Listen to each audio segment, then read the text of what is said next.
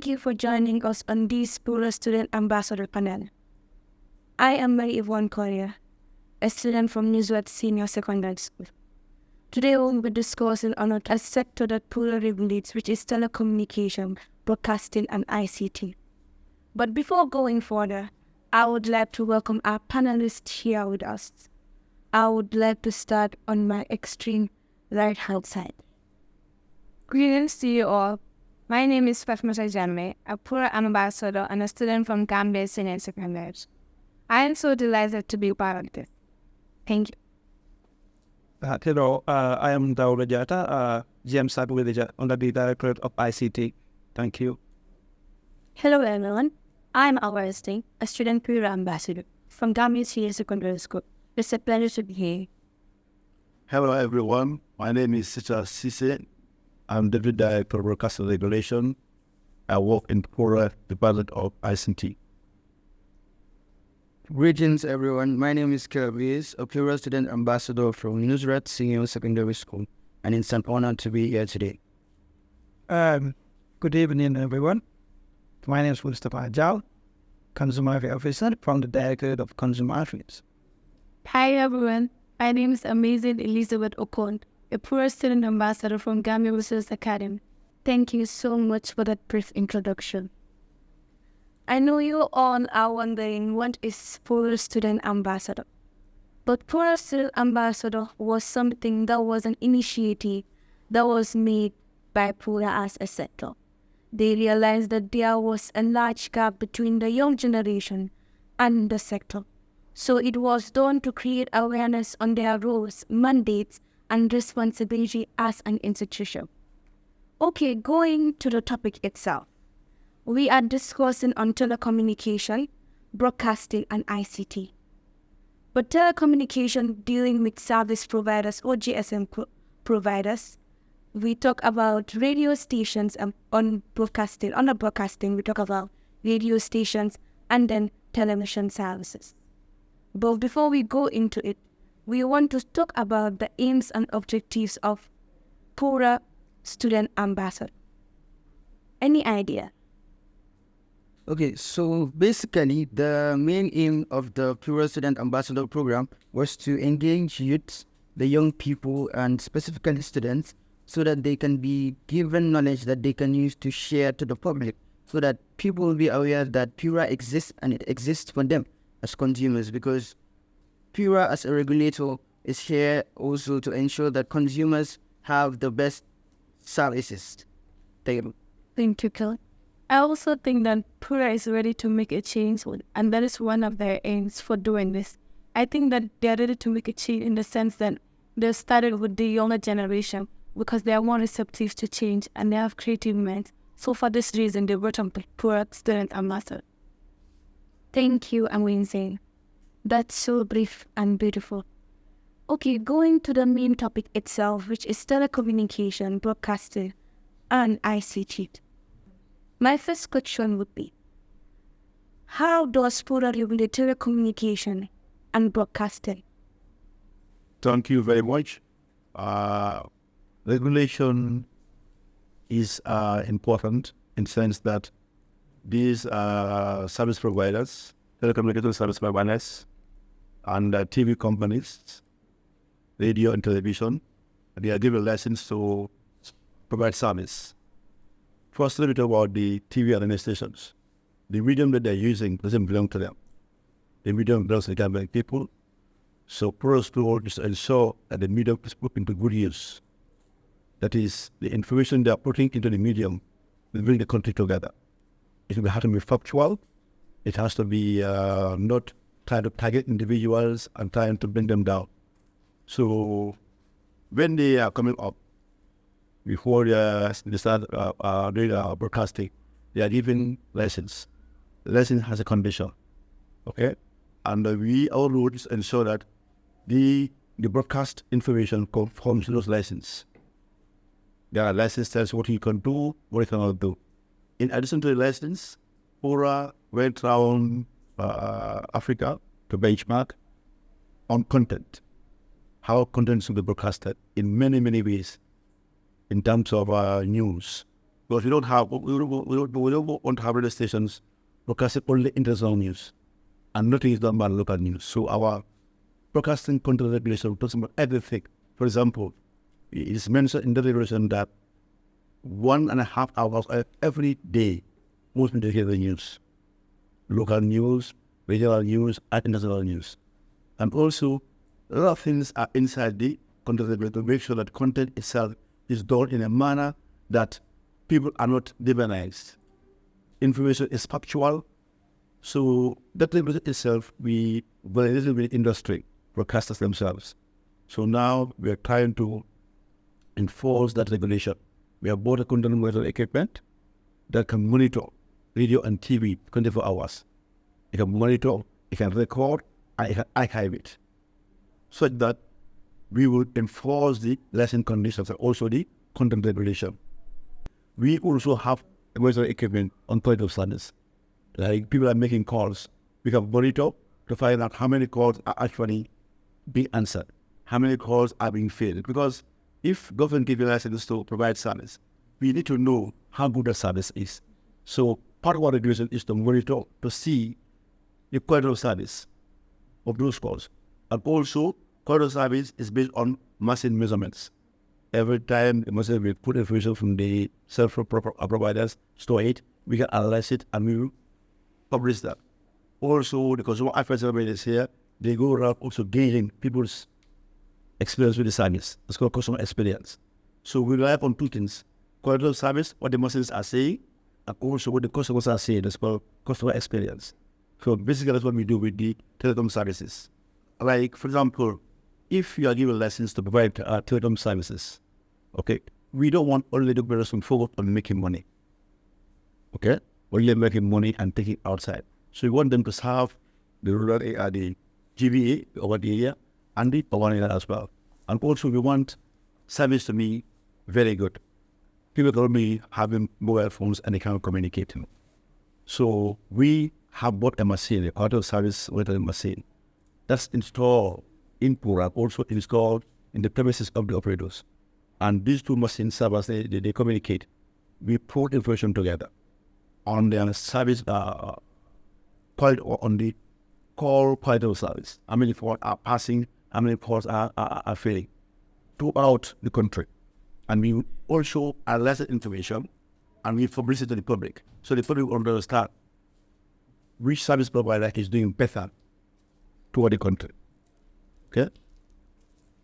We are also studying the consumer affairs also. We do bantabals, we do the consumer parliaments, where we bring the public to the public and the service providers face to face.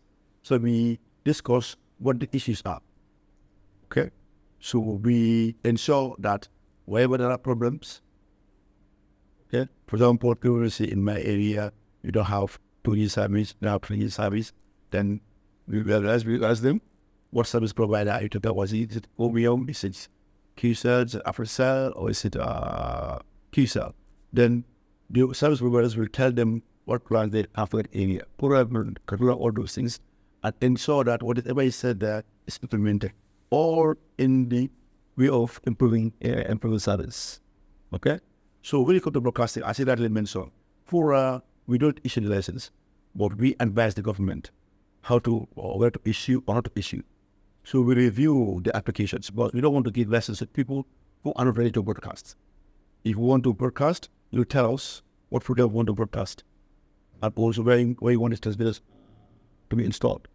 So if you review, technically we review, also are the programs come to talk about, right? Also review your financial status.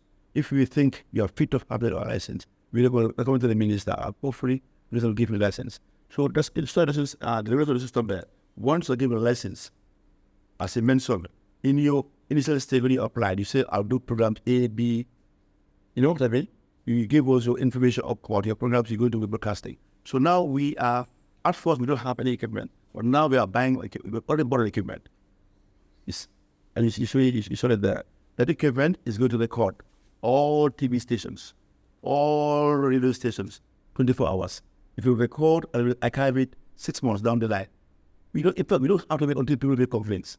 We are going to hire people to the monitoring to ensure that TV stations radio stations are doing what they should be doing in terms of our licensing condition and in terms of our under regulation.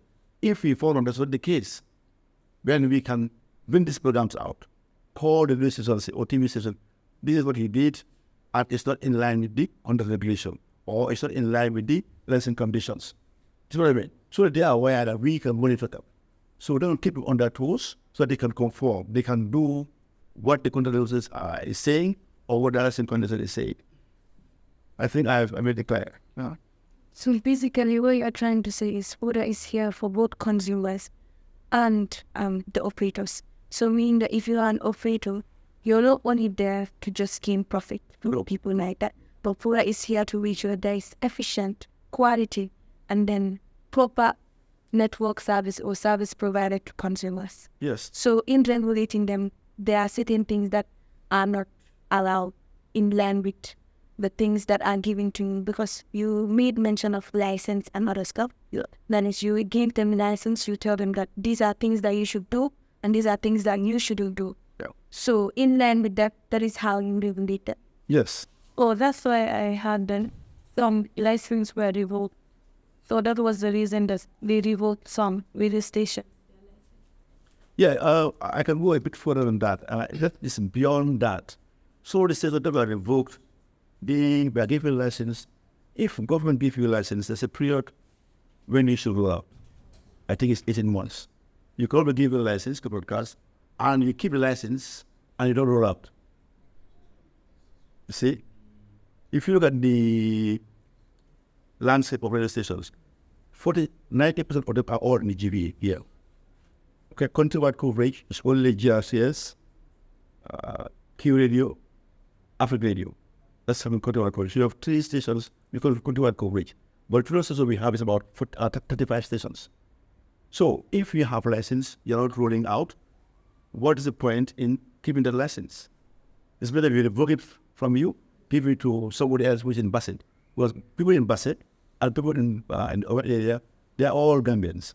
And they're entitled to be informed. Because broadcasting is about informing people, is bringing development. So what is good for GBA or the urban area is also good for the provinces. So you don't have a license and you roll out. So those stations, they had a license and they never roll out. They never roll out at all. So PURA cannot sit down there and look at you like that without doing anything. That's why some of them were revoked. So some of the revoked license is because of the reason why they did not roll out. Another point is there, people have a license, and the license condition was stated that every 3 years is a renew, and they will renew. So if the license expired and you will renew your license, it means technically it's illegal to broadcast.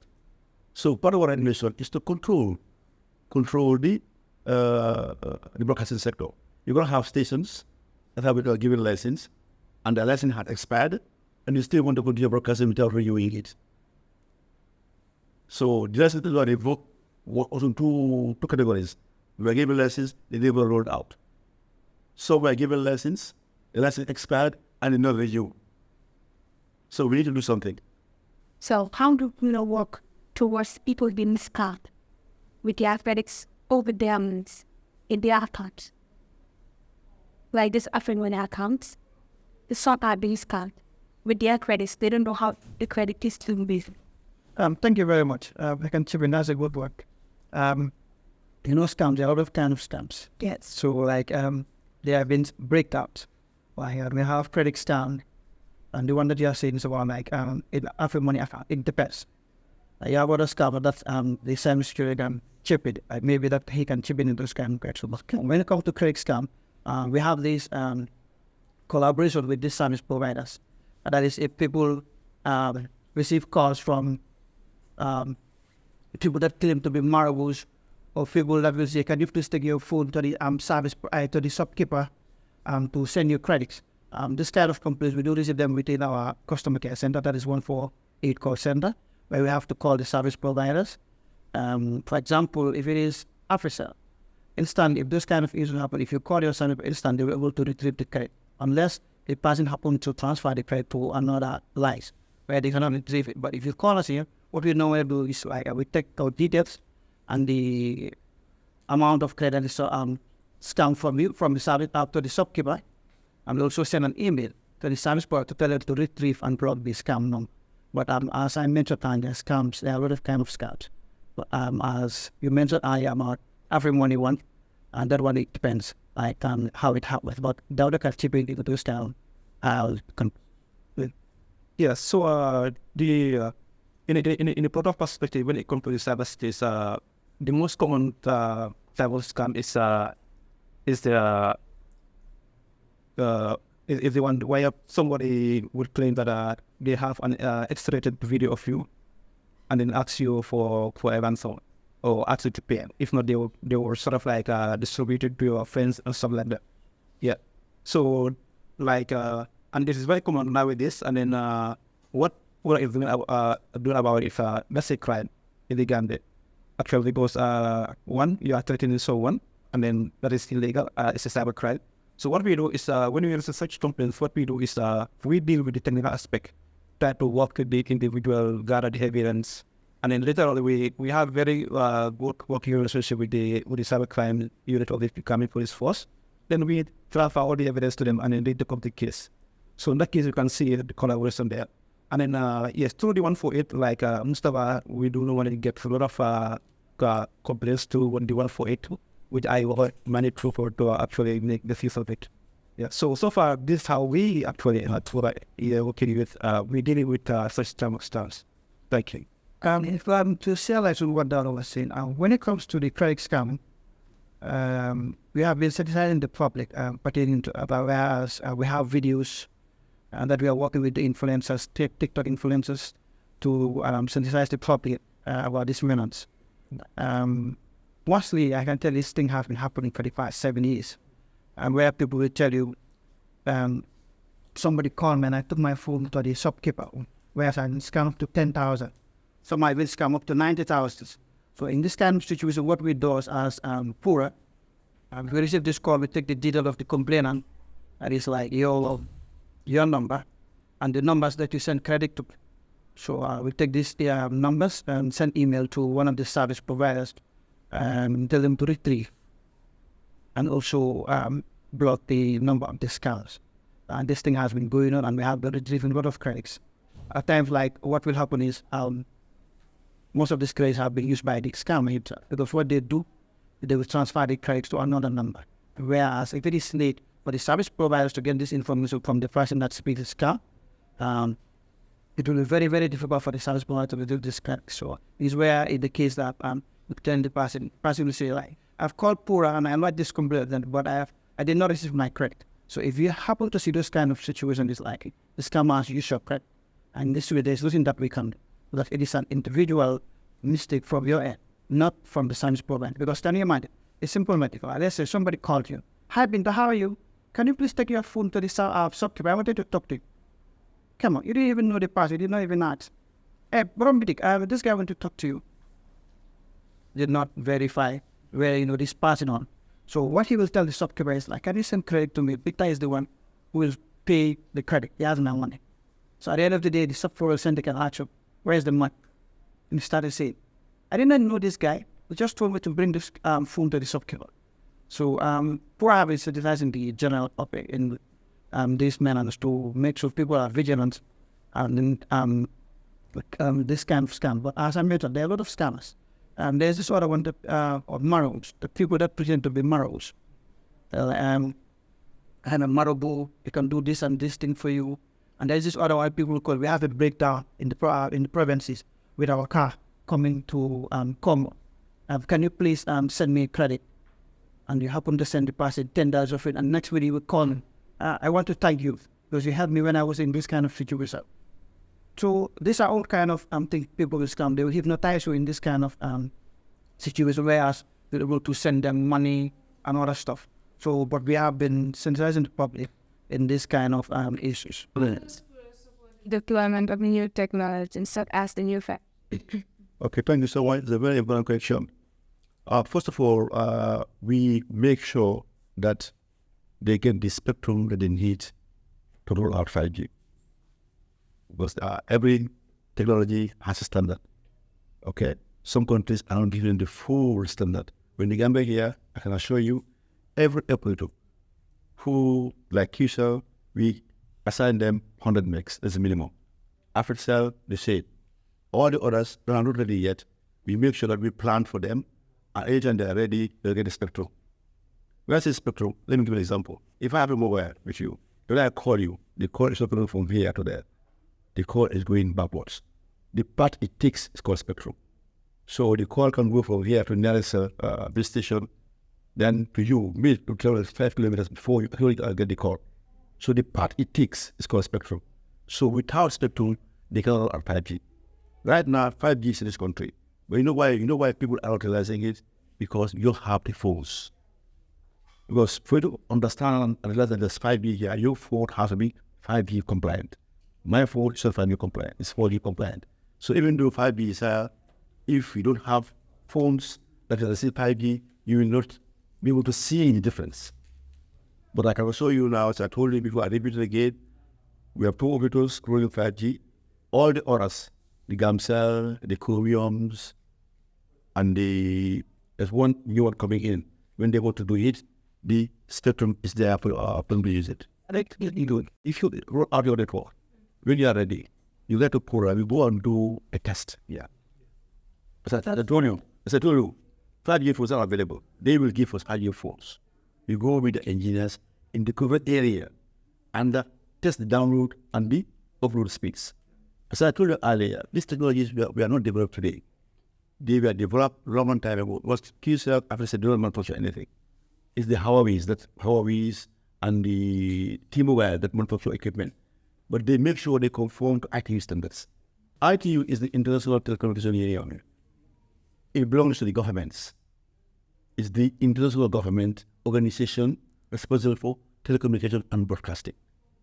Their role is to facilitate communication and broadcasting by giving out standards. For any technology, they will do research. ITU has different offices. Some are doing research. They will do research and say for 2G, this is standard. And they will share with all the member states.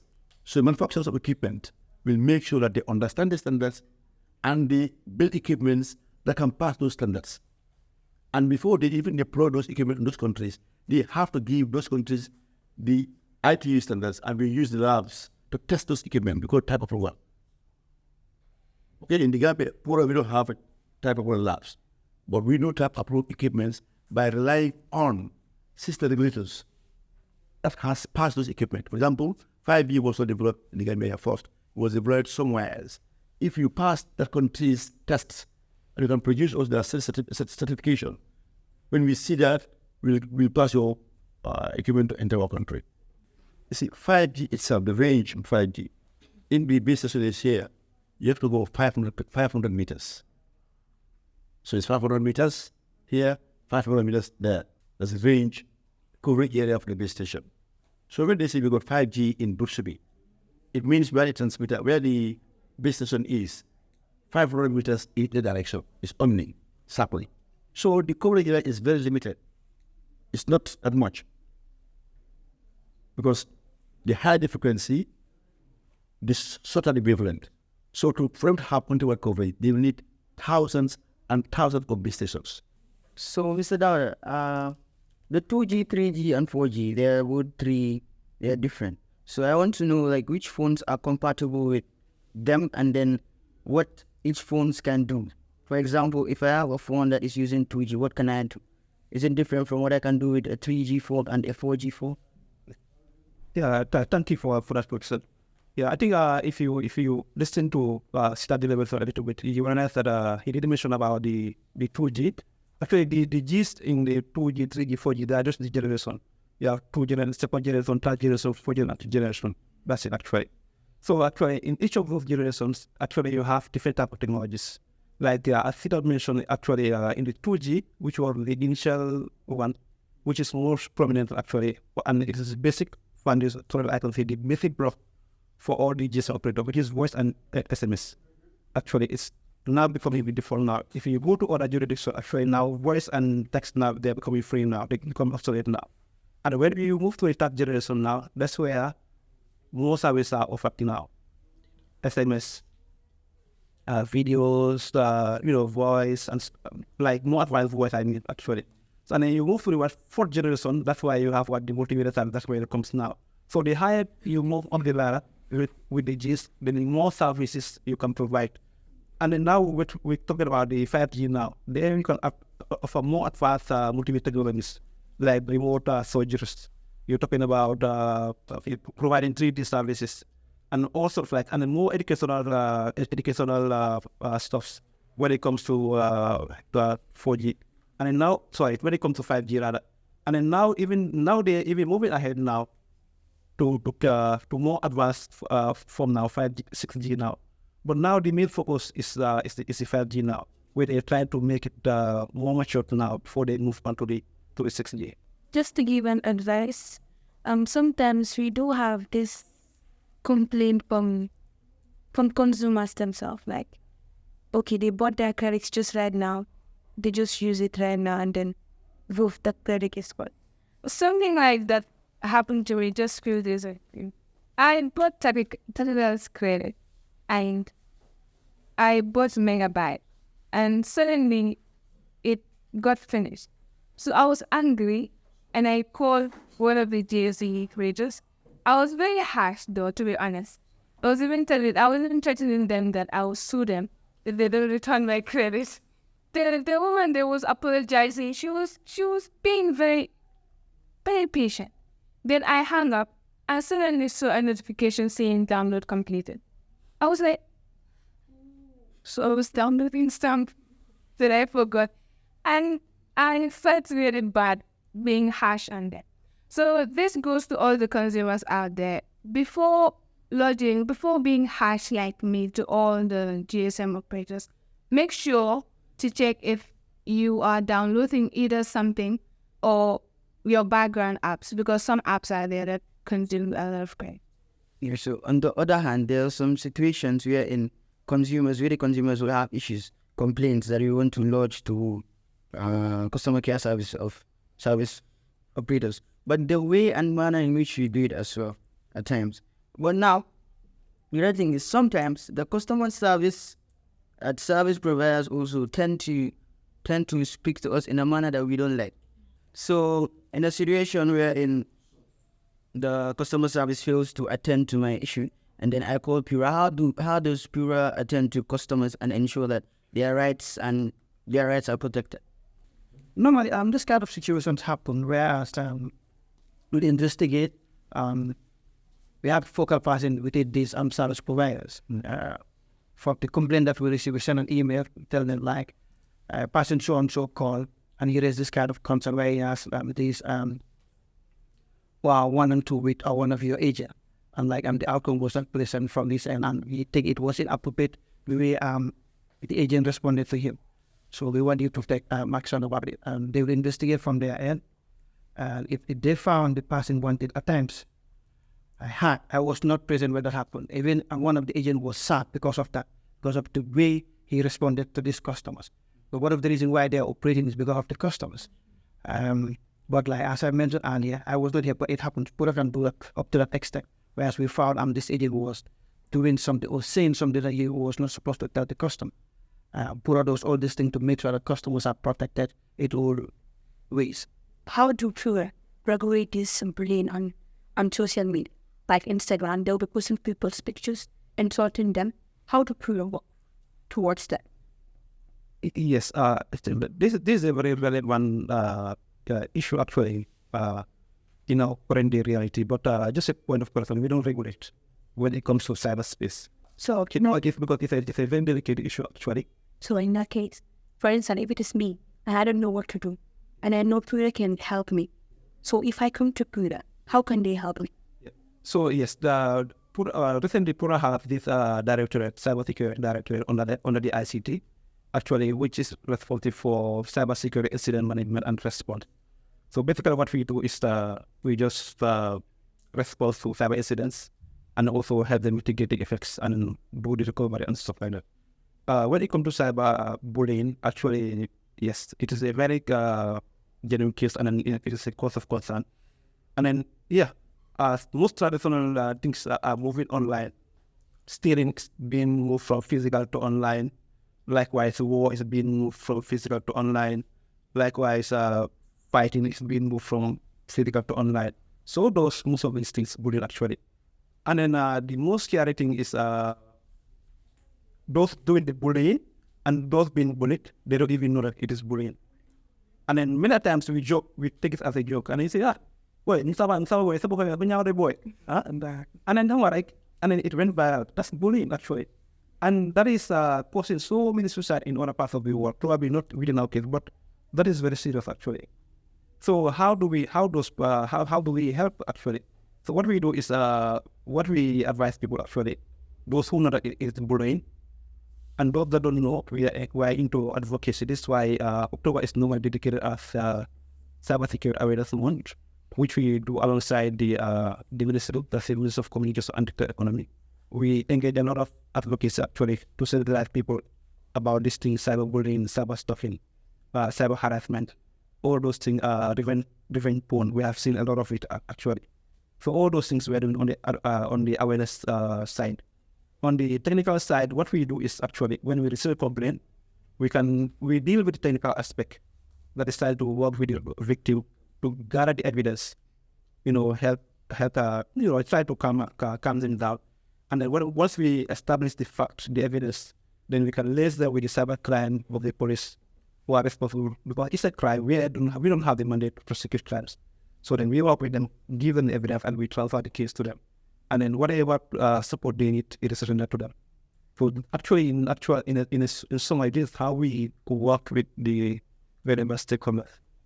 Going forward, if you feel there's any particular incident, cyber incident, all what you need to do is just call 148, put a 148, and then you come to us, and then we will have a genuine discussion with you to establish the fact whether it's a crime or not. So yes, you have to be mindful. This is what we call cyber hygiene. Actually, do not overshare. And a lot of us actually we are victims. If you are going to meetings, you snap posts. If you are on board meetings, you snap and post. If you win an award, if you're graduating. So most of these things actually, it is they are the main cause of the cyber incidents. That is why we advise people, if you don't want it online, please do not take it. The picture, if you don't want the picture to be online, do not take it. Because once you take it, you no longer own it. That video also, if you don't want it online, do not take it. That's the first precaution. And the second one is oversharing also. No whom to share. You may be in a very good relationship with somebody today, and tomorrow it goes sour, and they will use it against you. Avoid sharing what we call PIA, personal identifiers.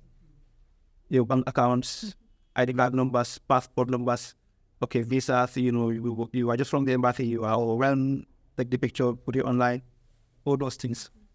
So those are all sensitive issues. So in as much as you want to show off, also you have to be very mindful of what you share online.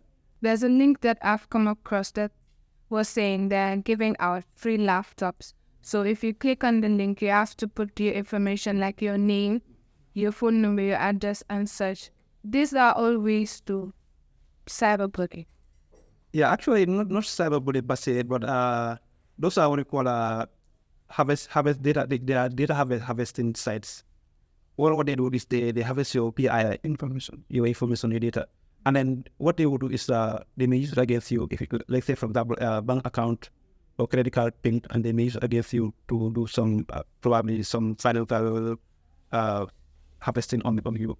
And even some of them may be even be successful to compromise your account and then do some withdrawal. And then also that you did mention about you have won this.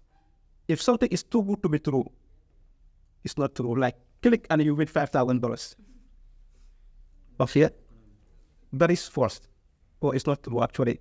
And even links that are sent to you without any form of associated with it, just ignore it.